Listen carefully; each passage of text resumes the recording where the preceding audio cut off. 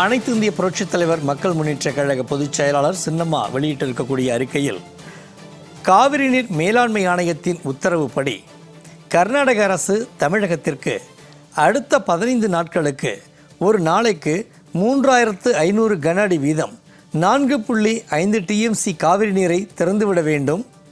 இந்நிலையில் தமிழகத்திற்கு தரவேண்டிய காவிரி நீரை திறந்துவிட முடியாது என பேட்டியளித்துள்ள காங்கிரஸ் தலைமையிலான கர்நாடக அரசின் முதல்வருக்கு தனது கடும் கண்டனத்தை தெரிவித்துக் கொள்வதாகவும் கழக பொதுச் செயலாளர் சின்னம்மா வெளியிட்டுள்ள அறிக்கையில் தெரிவிக்கப்பட்டுள்ளது. இது உச்சநீதிமன்ற தீர்ப்பிற்கு முற்றிலும் எதிரானது. மேலும் உச்சநீதிமன்றத்தை அவமதிக்கும் செயலாகும். மழைக்காலங்களில் அதிக அளவு மழை பெய்யும் போது உபரி நீர் திறந்து விடுவதையெல்லாம் கணக்கிட்டு கர்நாடக முதல்வர் தமிழகத்திற்கு கடந்த ஆண்டு 400 TMC அளவுக்கு தண்ணீர் திறந்துவிடப்பட்டுள்ளதாக பேட்டியளிப்பது மிகவும் கண்டனத்திற்குரியது என்றும் கழக பொதுச் செயலாளர் சின்னம்மா வெளியிட்டுள்ள அறிக்கையில் தெரிவிக்கப்பட்டுள்ளது. இது தமிழகத்தை ஏமாற்றும் செயல். கடந்த 2018ஆம் ஆண்டு உச்சநீதிமன்ற தீர்ப்புக்கு எதிரான வகையில் கர்நாடக முதல்வர் பேசுவது மிகவும் கண்டனத்திற்குரியது என்றும் உச்சநீதிமன்றம் அளித்த தீர்ப்பில் மாதம் வாரியாக எவ்வளவு தண்ணீர் தமிழகத்திற்கு திறந்துவிட வேண்டும் என்பது மிக தெளிவாக குறிப்பிடப்பட்டுள்ளது என்றும் இதையெல்லாம் வசதியாக மறைத்துவிட்டு தமிழகத்திற்கு காவிரி நீர் தர மறுப்பது எந்த விதத்தில் நியாயம் என்றும் கழக பொதுச் செயலாளர் சின்னம்மா வெளியிட்டுள்ள அறிக்கையில் கேள்வி எழுப்பியுள்ளார். புரட்சித் தலைவி அம்மா அவர்களின் தொடர் முயற்சியால் தமிழகத்திற்கு ஆண்டுக்கு 205 TMC நீரை கர்நாடகம் வழங்க வேண்டுமென காவிரி நதிநீர் தீர்ப்பாயம் இடைக்கால தீர்ப்பு ஒன்றை வழங்கியது.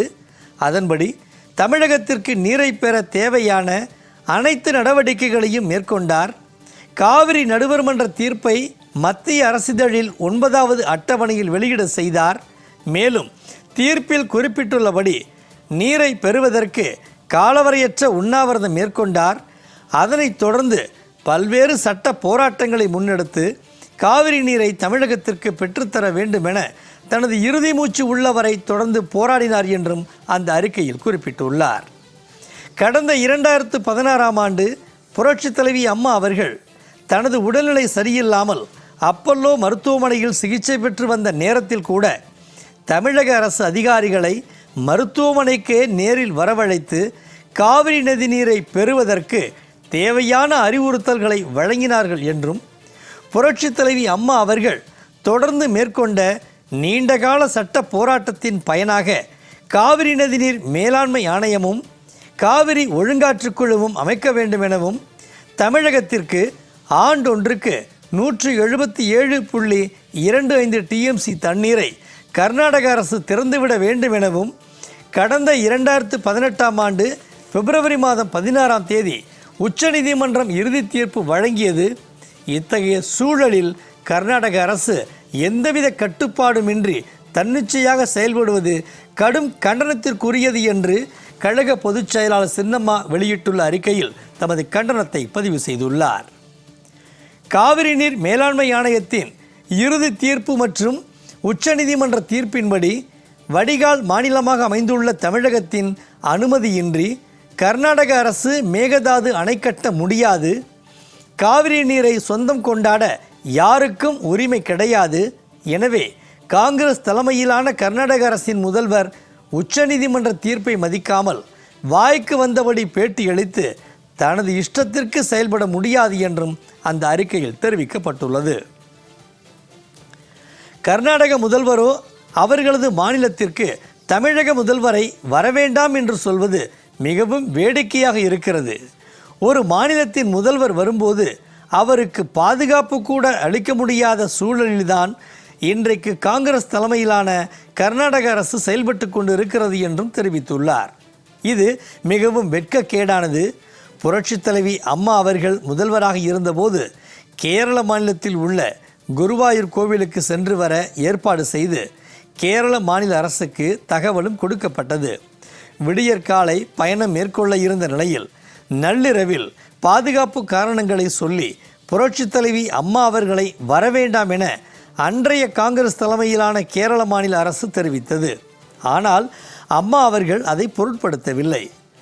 எங்களை எங்களது பாதுகாப்பை நாங்களே பார்த்துக்கொள்கிறோம் என்று திட்டமிட்டபடி அதே நாளில் பயணம் மேற்கொண்டு குருவாயூர் கோவிலுக்கு சென்று வந்தோம்.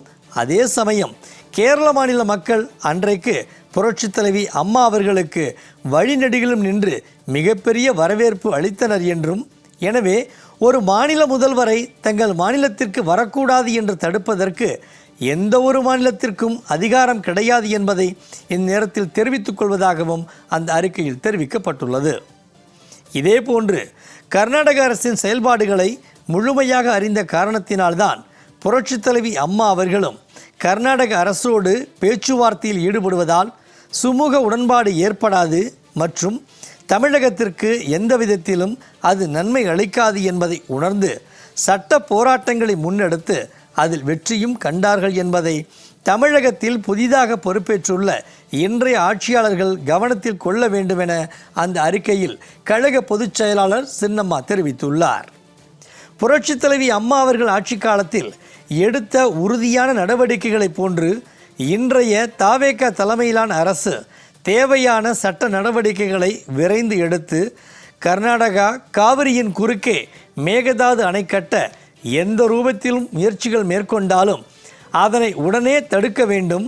அதே போன்று புதிதாக அமைந்துள்ள தாவேகா அரசு காவிரி நீரை பெற்றுத்தருவதில் காங்கிரஸ் தலைமையிலான கர்நாடக அரசுடன் எந்தவித சமரசத்திற்கும் சென்று விடாமல் கவனமுடன் செயல்பட வேண்டும் என கேட்டுக்கொள்வதாக அந்த அறிக்கையில் கழக பொதுச் செயலாளர் சின்னம்மா தெரிவித்துள்ளார். காவிரி நீரை நம்பித்தான் தமிழக விவசாய பெருங்குடி மக்கள் இன்றைக்கு ஒவ்வொரு நாளும் காத்து கொண்டிருக்கின்றனர் என்றும், இது ஒரு ஜீவாதார உரிமை மட்டுமல்ல, தமிழக விவசாயிகளின் வாழ்வாதாரமாக இருக்கிறது என்பதை இந்நேரத்தில் தெரிவித்துக் கொள்வதாகவும், எனவே தமிழகத்திற்கு தர வேண்டிய காவிரி நீரை கர்நாடக அரசிடமிருந்து பெறுவதற்கு தேவையான அனைத்து நடவடிக்கைகளையும் மேற்கொள்ள வேண்டும் என தமிழக அரசை கேட்டுக்கொள்வதாக அனைத்திந்திய புரட்சித் தலைவர் மக்கள் முன்னேற்றக் கழக பொதுச் செயலாளர் சின்னம்மா வெளியிட்டுள்ள அறிக்கையில் தெரிவிக்கப்பட்டுள்ளது.